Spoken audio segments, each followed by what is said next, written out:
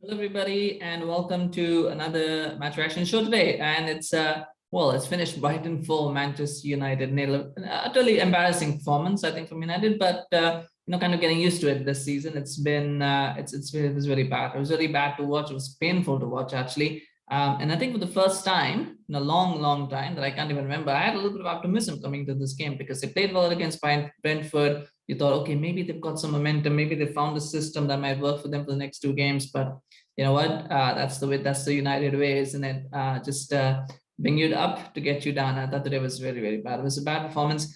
And I will blame Rangnick for it as well. I thought he got his tactics wrong in the second half. I don't think you could blame him for starting the way the team that started against Brentford, because that was the team that we wanted to pick. So that was not a problem. But then second half, he had to make changes. I don't think bringing on, trying to move to a 4-4-2 essentially with Cavani and Fred, that doesn't work. You can't do that in a game where you're trying to get back. I think it's almost a 4-2-2-2 that he was trying to play.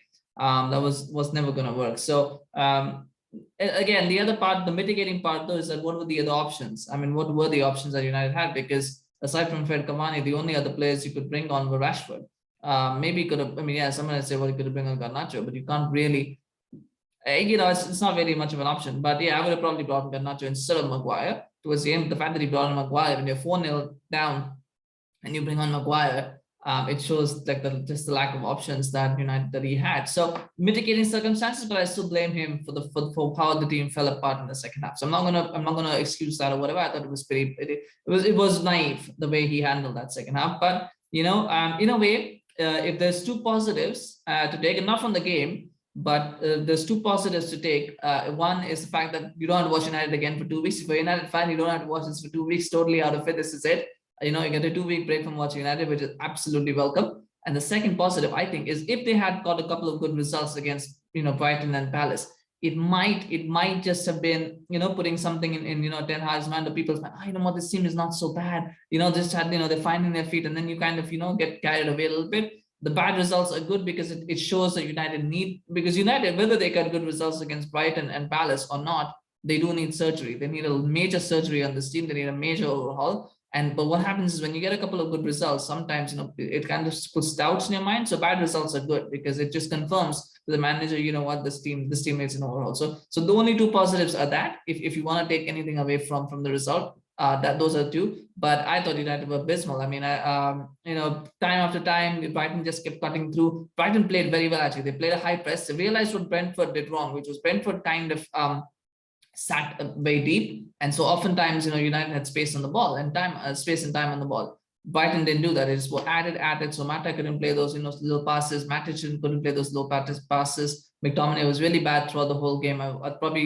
Probably the worst player on the pitch, I thought. And there's quite a few of those, but they're probably the worst player on the pitch. He just looked hopeless throughout. And again, same with Fred as well. Had looked not necessarily as bad as McTominay, but didn't look too good either. So there was a lot of issues there with that control thing, and that's where I think the game was lost, when they lost that midfield battle. Bissouma was fantastic. Cucurella wasn't playing in midfield, but Cucurella I thought was one of the better, one of the best players on the pitch. He looked very good, and the defense was just symbolic. I mean, Dalot, Teles, they're not the standard that is needed. And Dalot's crossing is anyway hopeless, and I thought he was at fault for at least one, if not, well, two goals. Actually, he was for 2 goals because he let Welbeck be onside. And I thought for the second goal where Cucurella scored, I don't know what he was trying to do. There was complete indecision on his part. But Brighton picked their battles well. I think they knew who to target, and they did that well. And of course, one other point to note as well is I thought this game showed David De Gea. I don't think he was at fault for any of the goals. Maybe the first goal you could say maybe he was at fault because maybe he should have saved it. It goes to 2 legs, maybe. But I would say that's probably borderline. But more than that, I think it showed his limitations. It showed him up as someone who cannot really distribute the ball properly. Because Carlos Sanchez did that. He was I think instrumental for 2 goals, definitely 1, maybe even 2 goals. I think his distribution was really, really key to that. David De Gea will never offer that, and I think so that is something. Again, if the new manager decides that that's not the way to go, that's something. I don't know if United can get a new goalkeeper if they decide to part ways with David De Gea, because he's such big wages, you just can't get rid of him.